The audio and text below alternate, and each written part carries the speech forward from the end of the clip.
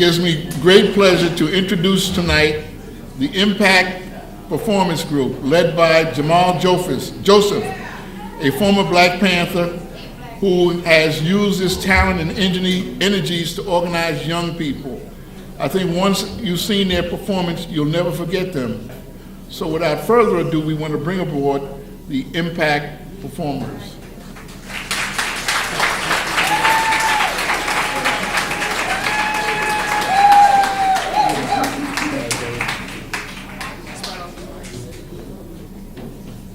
All power to the people. On the move. Free Jamil. Free Jamil. Free Mumia. Free Mumia. Free all prisoners of war. This is a great reunion tonight. We are seeing faces that we haven't seen, but we are glad to celebrate that they're with us. Lynn Stewart, we are so glad that you are here with us.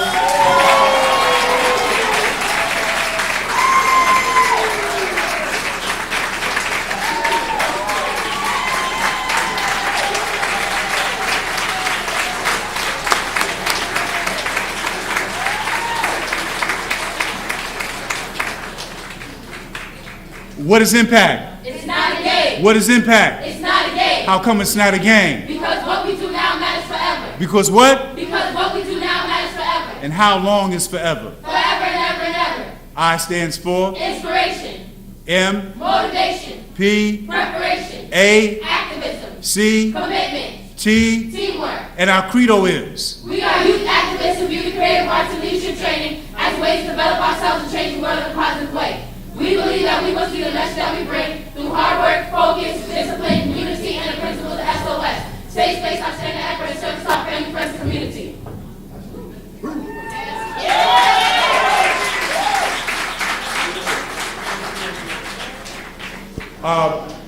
So as a Panther, and those of us who are Panthers, don't say former Black Panthers, as a Panther, and as a young activist or as a young Black man that was searching, I met Jamil when I was 15 years old, and he took the time to really sit with me, one-on-one. I had seen him at an event, but he took the time. He loved and continues to love young people because he understands the youth is our future. As we said in the Black Panther Party, the youth is the revolution.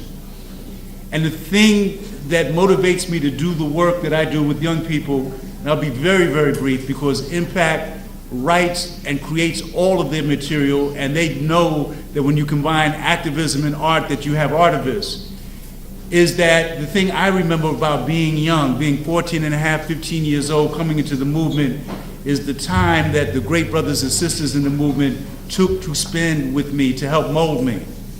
Brothers like Jamil, sisters like Afeni Shakur, brothers like Dhoruba bin Wahad, who's here, who you'll hear from later, who took the time to mentor a brother, to guide a brother. And so it is in that spirit that we honor Jamil and that Impact is invited to open the program. The rest they'll say for themselves, in their own words, their own music, their own choreography, the artivists of our community, Impact Repertory Theater.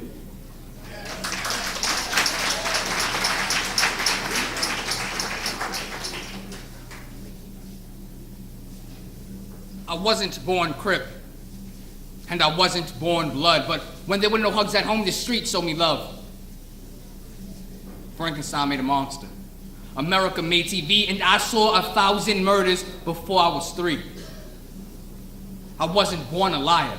I didn't know how to steal, but Hoya values told me I needed the riches to be real. I had Malcolm and Martin, but y'all shot them down. I tried to get a job and y'all said no with a frown. I went to crowded schools with teachers who were stressed. But when I tried to go to college, they said it was reserved for the best. I wanted to play at the center. They said the course was too high. So I went to the mountains to dream. And they let my dream die. So I asked for a moment, so I could speak of the pain. They said, stop acting like a baby, life's not a game. So I put on my headphones to drown out the screams. And they ran me up the corner for making a scene. No present, no future, no hope I can call. Even a mouse will turn vicious when its back's against the wall. I started life with a smile, but now, I don't know. Maybe you could tell me which way I should go. Midnight basketball, games at the park. How about a computer near my bed and a mentor with heart? They say the goal worth the struggle is a prize that's just right. I'm the promise of tomorrow. Am I not worth the fight? I'm the village that'll grow from the child. I am your future in just a short while. They say the apple doesn't fall far from the tree. Frankenstein made a monster. What will you make me? Whoa!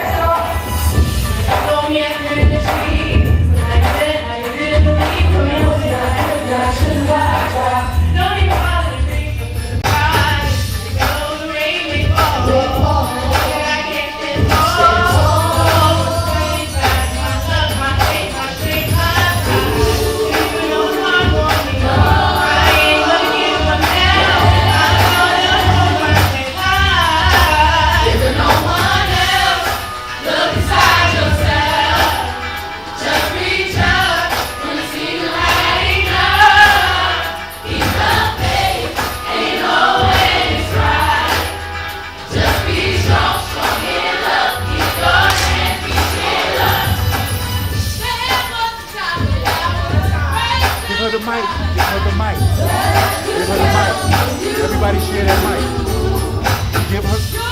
Give her the mic. Take it to her.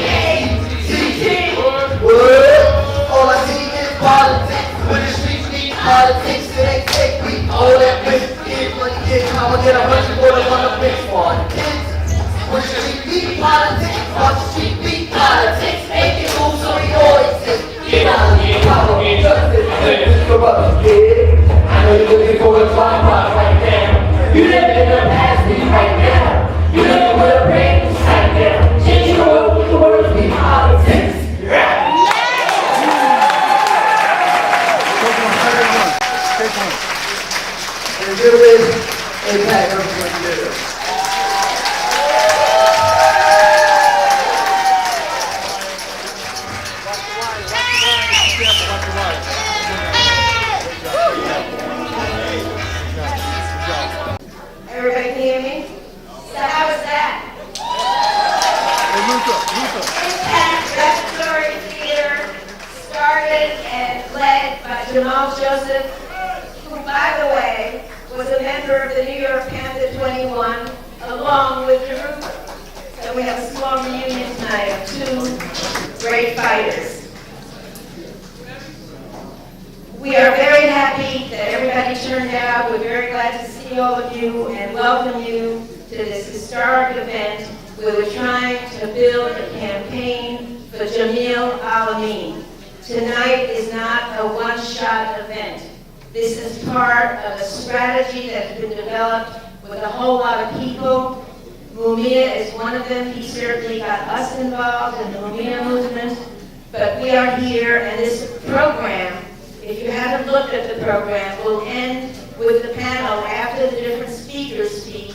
It will end with them having a conversation about what we do next. So, some of that has been started. Some of you have signed the letter to Eric Holder. This is part of a campaign to get Imam Jamil the right kind of medical treatment, to keep him from being returned to solitary confinement anywhere, and to ultimately get him free. The last time around, Eric Holder played a role in getting Imam out of Florence Max and getting the necessary, at least, diagnosis and early treatment. So we're hoping to make that happen again and again and again until he's free. If you have not signed that letter, please stop at the front desk and sign the letter to Eric Holder. Not that we have a lot of faith in Eric Holder, it's that we have faith in ourselves and the movement's ability to affect it. So we don't for a moment think he's a good guy, just to make it clear. We don't for a moment think Obama gives a hoot about Jamil Al-Amin or anything like that, but we do have a feeling that our power can move things and make things happen. We did get the Imam to get out of Florence Max the first time. We did get Mumia off death row. We did get Marshal Eddie Conway out. We did get Lynn Stewart to be with us tonight. So if we continue to build unity and work together, there's no end to what we can accomplish, and that's what tonight is about. Now, we are very happy and appreciative to have this event at Local 1199. People talk about workers, people talk about union support, people have fantasies about the revolution that's going to be led by the workers, but in the meantime, we are very happy to have Local 1199 always with us, always.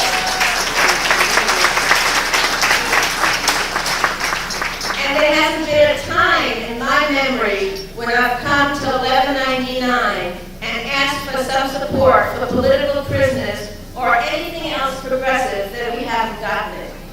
And tonight, we're really happy to have a very special sister who's vice president of Local 1199, a long-time activist who did not change her politics once she became vice president of 1199. And I speak, of course, about my good friend who traveled to Bolivia with me, who suffered through many experiences in the shortage of air in La Paz, and so we all survived it, and I welcome Estela Vasquez. Please give her a warm hand.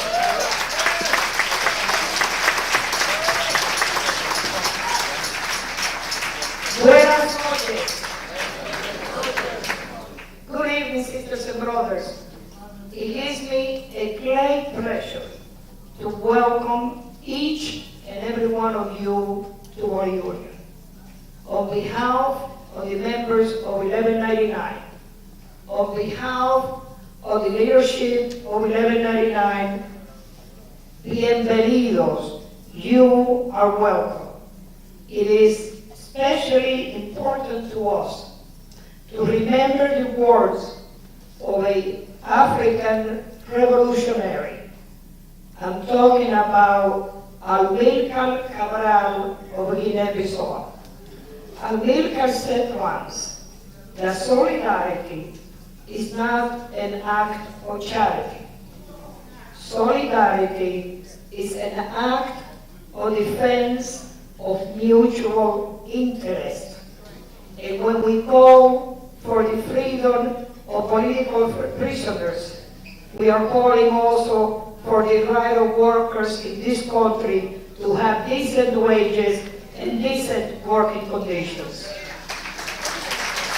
When we call for the freedom of political prisoners, we are also calling for justice for Eric Garner.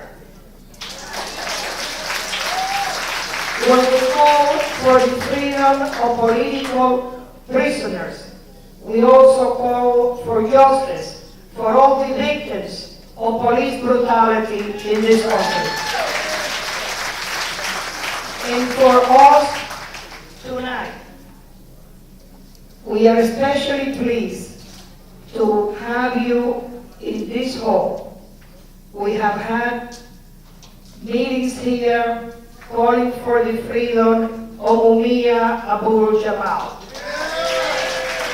We have had meetings in this hall calling for the freedom of Lynn Stewart, and I am so proud, my sister, that you're here with us tonight. We have had meetings calling for the freedom of Leonard Peltier.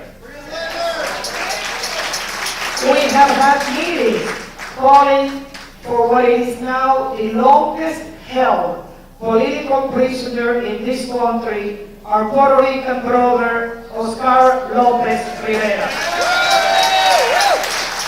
So tonight, I am especially honored to welcome you to our building and to say yes to the release of our brother, Iman Jamil Al-Amin. Power to the people, release the brother. Thank you. Gracias.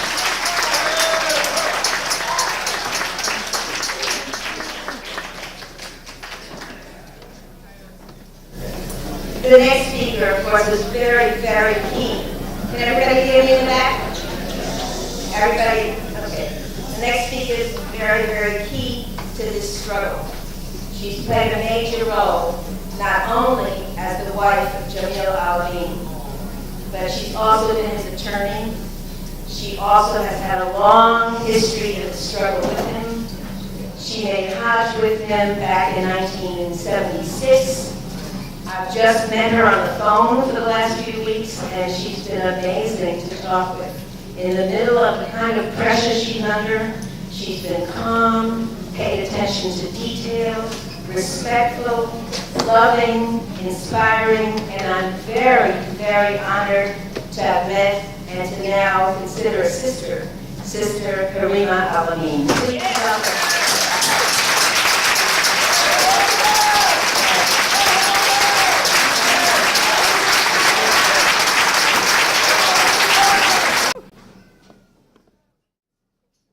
First of all, I didn't know I was going to be number one up here, but I am so very happy to be here, and there are so many people to thank, and I would just spend all of my time just thanking people.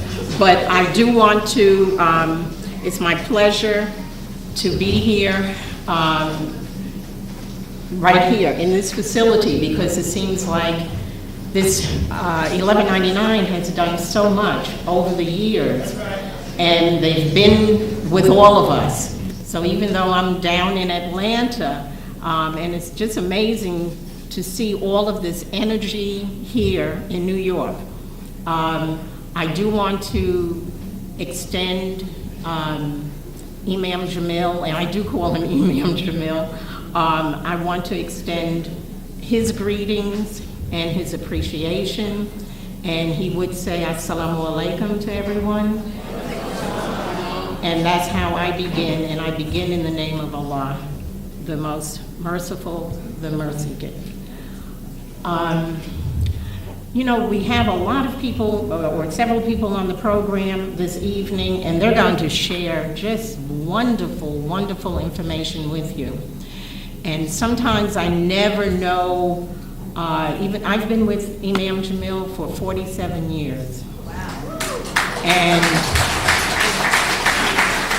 And sometimes I don't have the opportunity, or I'm not in a setting that I really want to share personal information.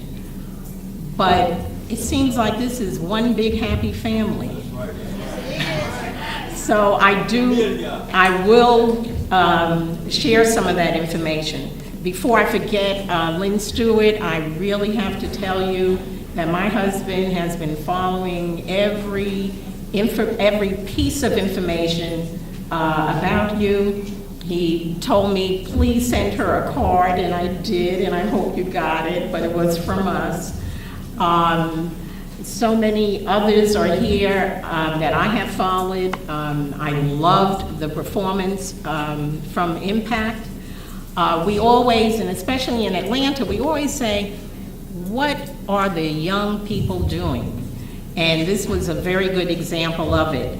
When I met my husband, I met him July 1967. And we all know in August 1967, Hoover had his big day with COINTELPRO that affected all of us. And I had just graduated from college, and my parents were really happy that I graduated before I met my husband, because they told me, they said it would have been a wrap. So I did get out there. I had all intentions on getting a job. My parents sent me to, at that point, a predominantly, what we'd say, European, predominantly white institution. And being that I was born and raised in New York City, and especially in Harlem, my parents said, you go, you get the skills, and then you come back and give it to our people. So right after college, I met my husband, and I've been with him since then. The personal things I want to, and I'm going to get to where he is now, why he is there, and what's going on with his medical condition.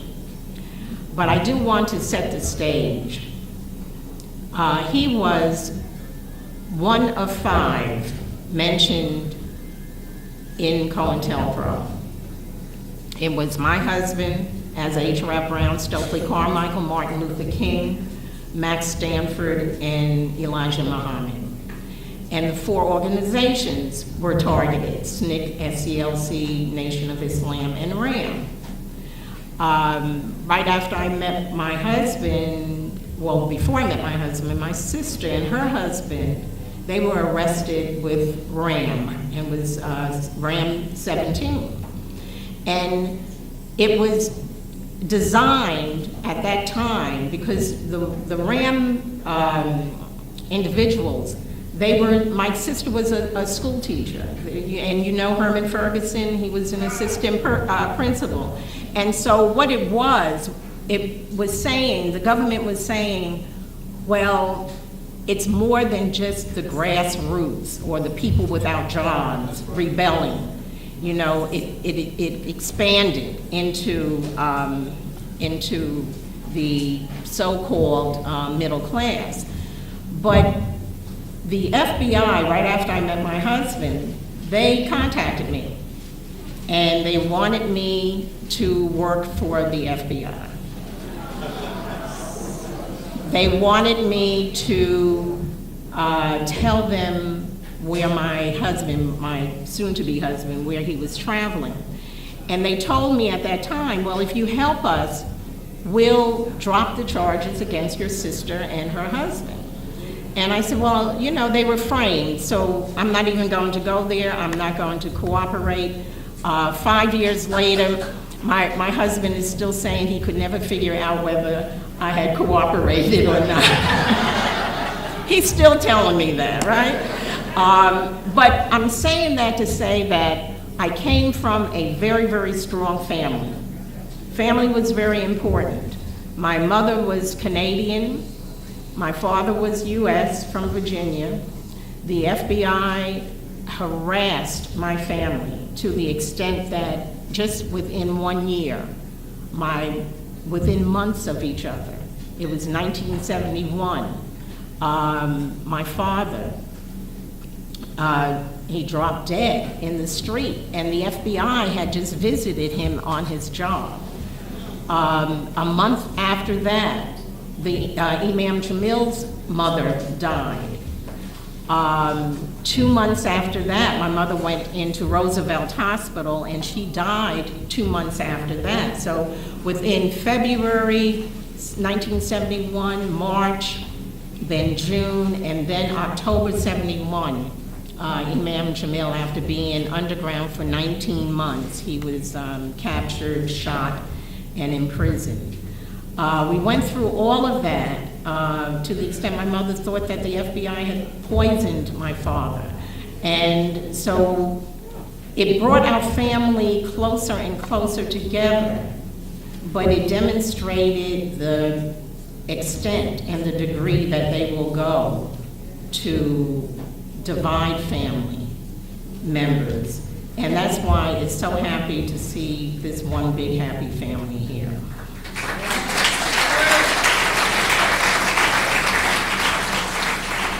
I'm going to right now deal with my husband's medical condition. And before doing that, he was convicted of the murder of a Fulton County Sheriff's deputy and the wounding of another. He was convicted in 2002 after being arrested from 2000, in March 2000. Even though there is a person who confessed right after the incident, and that is part of our federal habeas now, that he was convicted and taken to a state prison. In 2006, while he was in a state prison in Georgia, there was a group of Muslims who wanted him to be the imam over all of the Georgia Muslim inmates. Naturally, the Georgia Department of Corrections, they took a position that it would give my husband too much influence, and they wanted him to stop the initiative. He did not start the initiative, but they wanted him to stop it. And he said it's no problem. But then here comes the FBI, and the FBI goes into the prison and they do a report, and the report is entitled The Radicalization of Muslim Inmates in the Georgia Prison System. Based on this solidarity movement, which I'm using the words of the Georgia prison system, they called it a solidarity movement, and they said they just could not have it. Therefore, he had to be moved out of the state of Georgia. Under an agreement, a March 1990 agreement, they moved, and the agreement was between Georgia and the federal area of prisons. Under that agreement, they moved him. And so they were gave him up to the throw the book at him. After his conviction, we know the prosecutor said that they gave him up based on not only the history that he has under H. Rap Brown, but because of being an imam also. And, you know, it was that hysteria when he went to trial around 9/11. And so they were really ready to just throw the book at him. After his conviction, the prosecutor said after 24 years, and the 24-year period, they dated it back to 1976 when he walked out of a New York prison. And the prosecutor said after 24 years, we finally got him. So this is what he has been faced with. He remains strong in his commitment. He always says the struggle continues. And he always, in his words, he says, we have to fight these chumps. We have to fight them.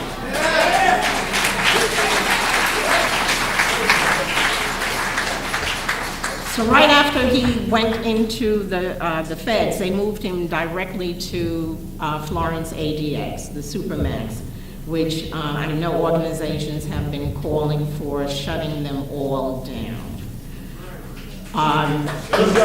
He's been there in solitary confinement in a unit that he can get out maybe once a day, but in like a dog pen. The intent for not only Georgia, but the federal government is to isolate him completely, to not let anyone around him, not to let him around anyone else. Even in the isolation, when he was in Reedsville, he was still educating people. He was still helping the young inmates who were in there to make sure that they read and to become political and to have the right consciousness that they should have. He also was able to work with some of the Aryan brothers there, and some of them took Shahada and became Muslim. So with his being out in Florence, he developed a medical problem, and it started with his teeth. And it ended up when my son, our son, he's 26 years old, he's now an attorney, a Georgia attorney also, so they have to deal with both of us. And his jaws were so big that his earlobes were just resting on his jaws from the abscess and the fluids going down into his body. He waited like 10 months. He would put in to see a dentist, to see a physician and everything, and they would not let him see one. He became very ill when we were out there, May 2013. February 19, in 2014, February, the beginning of the year, he was 227 pounds. He dropped all the way down to 194. We kept on saying, something's wrong, we have to do something. Pam Africa, Aaliyah Walker in Philadelphia, they started getting the ball rolling and talking about Pam on the move. You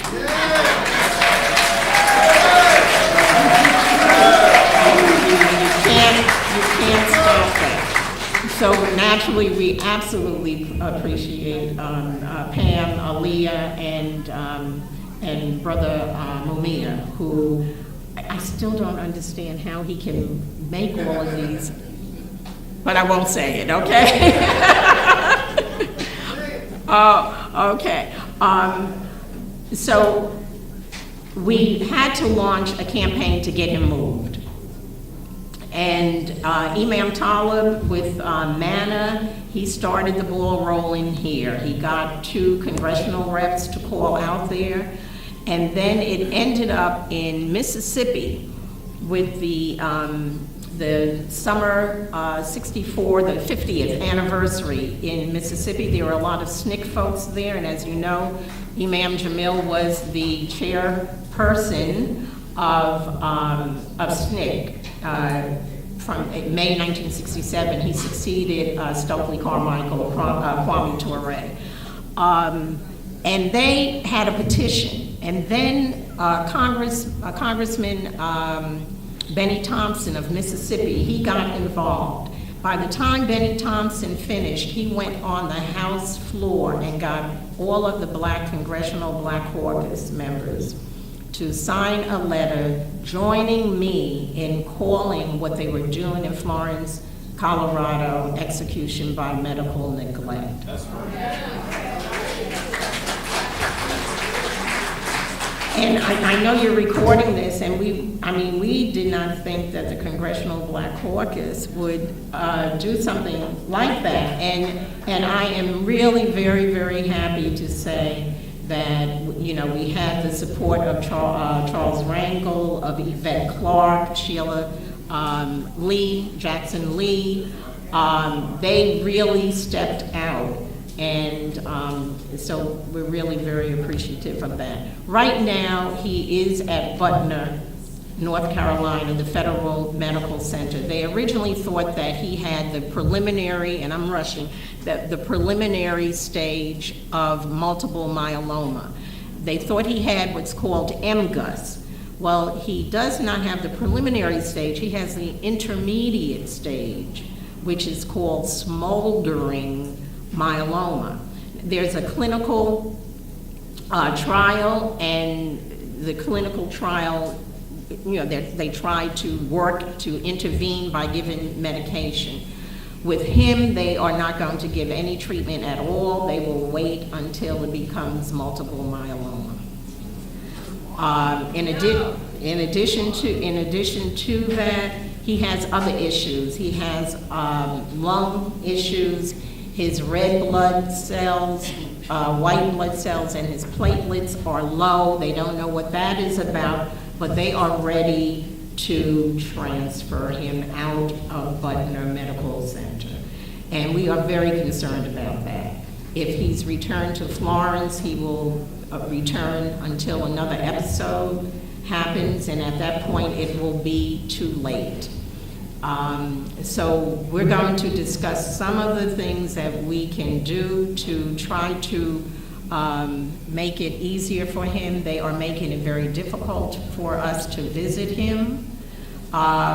We can go for 2 hours on a Tuesday or Wednesday to visit him as attorneys. Any social visits, they don't want him in the room when other visitors or other inmates are there, so they will put him behind a glass and then will not even let a social visit take place on the same days as everyone else is there. He has always been treated that way.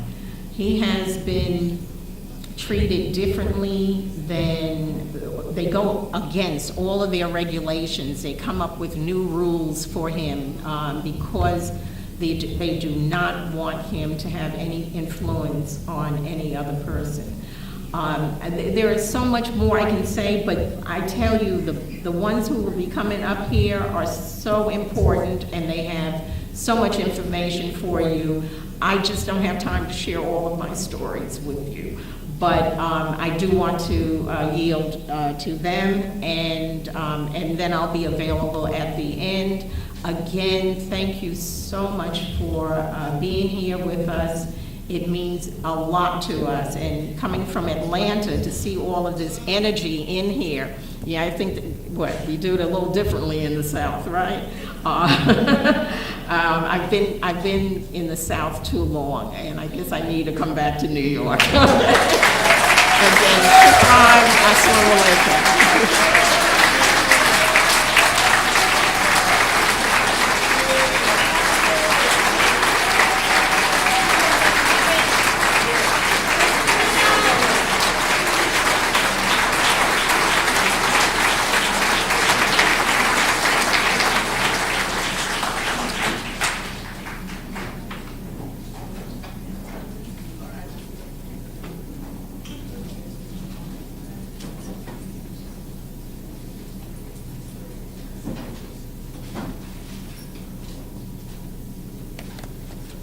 Hello, beautiful people. It is my pleasure to be here. As a young person, there are so many elders in this room that have been holding it down, and we need that. So thank you all for your work, for your commitment to your people, to liberation. That is why they enslave and chain and keep them behind bars, because they are more free than us out here walking these streets crazy. So we need the elders that know what they're talking about. My name is Kyla, and I'm here today to introduce Amir Khalid Abdul Samad. This brother is going to be speaking about Imam Jamil Al-Amin and his work working with youth and street organizations. And he is also the executive director of Peace in the Hood, which does a lot of work with young people, also making sure that they're getting their thing on track and that they are learning their history as the true, history. So.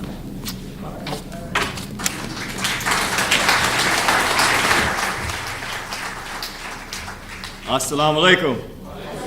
Hotep. Habarigani. Free the land. Reparations yesterday. Are y'all ready for revolution? I ask Almighty God to guide my heart and to guard my tongue. I bear witness that there's no creator but the Creator, who we know by many names. And we all understand that don't nobody get out of life alive, so it's all about the spiritual struggles of our people. And our people have been struggling since our sojourn here. And on that note, I'd like to ask one of the elders permission to go forward. Thank you, Asante Sana. We stand on the shoulders of those who came here from the west coast of Africa to the Americas in the bottom of slave ships, and we ain't gonna never let America forget that. We gotta always remember the hundreds and thousands of millions of people who's crying out for recognition in the bottom of that ocean, and those who came here and worked from sunup to sundown. SEIU, you know all about that, right? Working for no wages. That's right. And so we thank the Creator for their lives and for our lives, and it's an honor and pleasure to be here. I just want to say that on behalf of an organization that Imam Jamil first helped to put together back in 1983 called Al-Amin. And one of the visions that he had was that we're not outnumbered, we are organized. We're not outnumbered, we are outorganized. And when he began to talk about his teenage years, and Sister Karima talked about it quite eloquently, his brother, Ed Brown, we can't forget him, who was kicked out of Southern University by someone who said, we're not going to have you Negroes down here engaged in revolution in Louisiana. We own this university. And that's where Imam Jamil had a wake-up call, because his brother was not just expelled from the university, but also told he wouldn't be able to attend any university in Louisiana. But little did they know, he ended up in Washington, D.C. with Ella Baker and all them brothers and sisters that put together a real game called SNCC.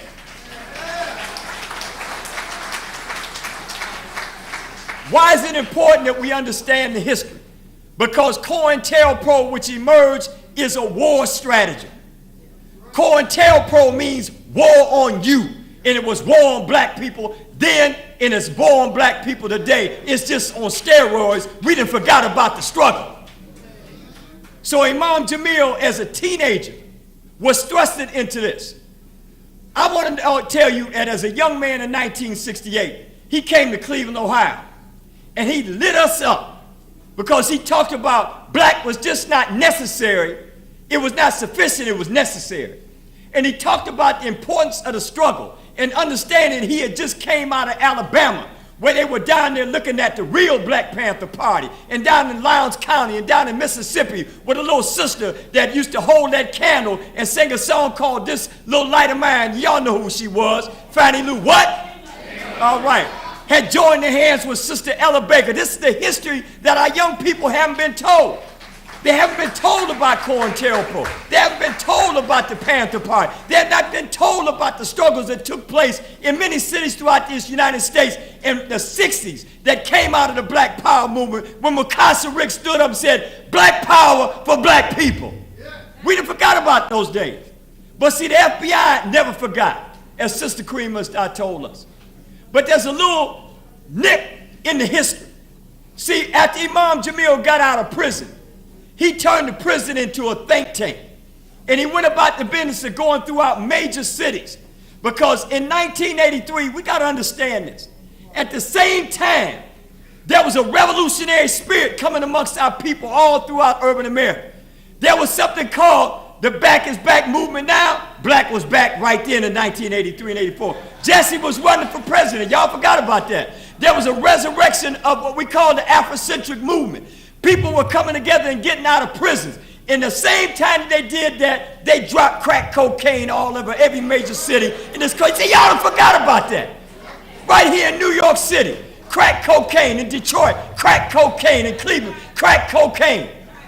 But what they didn't realize that Imam Jamil would give a spirit to the movement, what was called Stop the Killing movement, and came out to LA and went into Chicago and sat down with the street organization.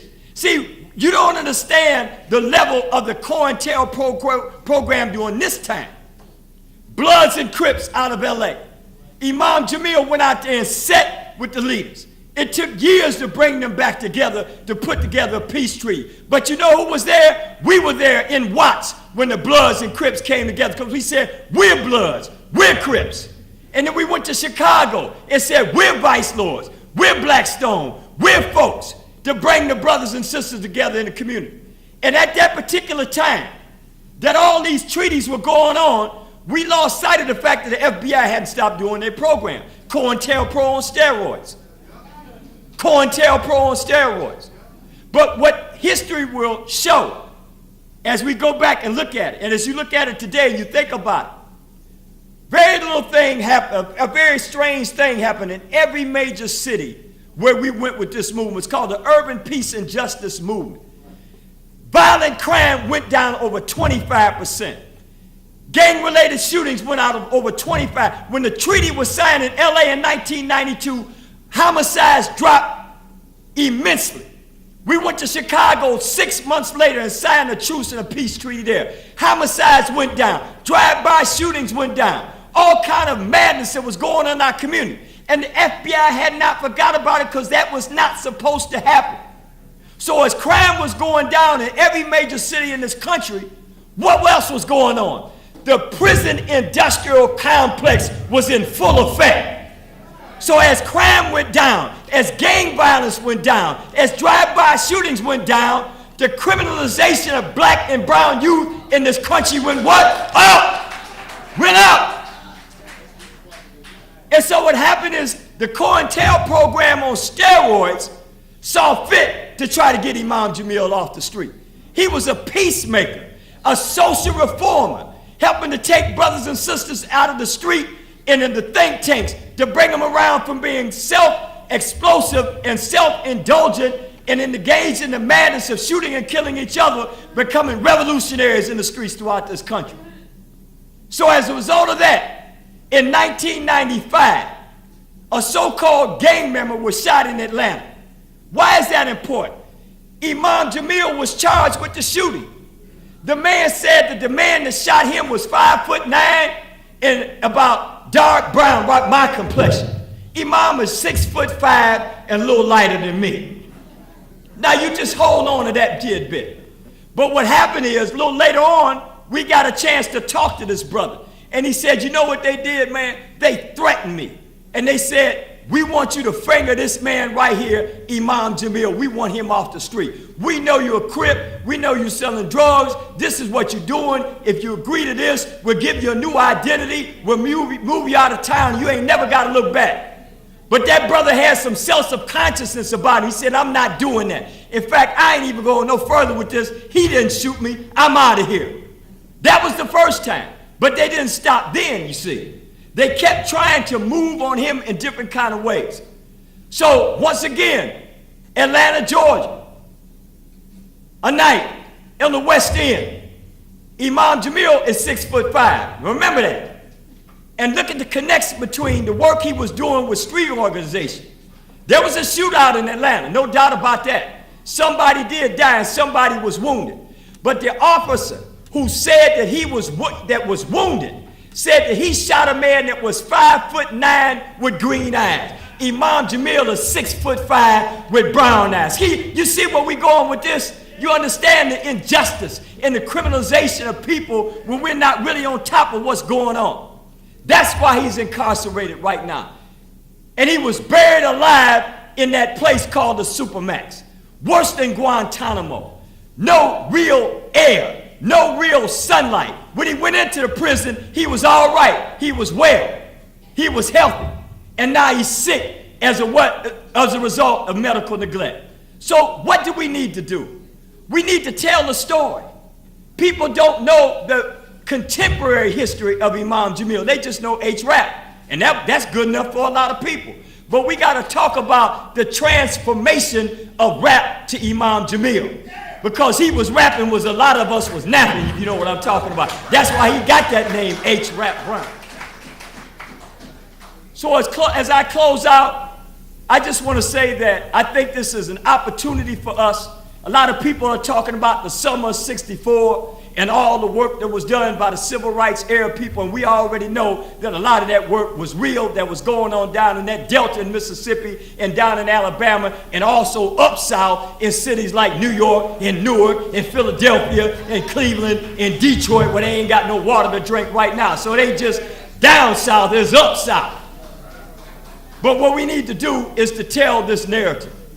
And we understand that this is a campaign. And the reason why I said 64, because Imam Jamil was a 16-year-old young man in 1964 down in the Delta in Mississippi. down in Alabama with Mukasa Ricks when he threw the fist up and said, black power for black people. Black power. Black power. Black power. And that's why he's incarcerated today. So as I leave you, let's strategize tonight. Let's talk about the history. Let's connect the dot with this social reformer, this community organizer, this spiritual revolutionary who has helped to spearhead revolutionary movements. See, one of the things, and I'm going to close out with this, we got a lot of political prisoners in America, right? That's why we say without just cause, do what, Dhoruba? Free them all. Without just cause, without just cause. But what we forget about are those who became revolutionary and became political prisoners as Bloods, as Crips, as Vice Lords, as Latin Kings, as Inyeta, as Norteños, as Serenos. Those who are filling up prisons right now are becoming revolutionary. These are your new revolutionaries behind the walls. We gotta let them know, we gotta tell their story too, and they are political prisoners. So let's continue to do this work. Let's continue to pray for Imam Jamil and his family, and let's do something that Imam Jamil always said. Revolutionary or death means that it's freedom. Revolutionary or freedom or martyrdom, it's a win-win situation. Assalamu alaikum.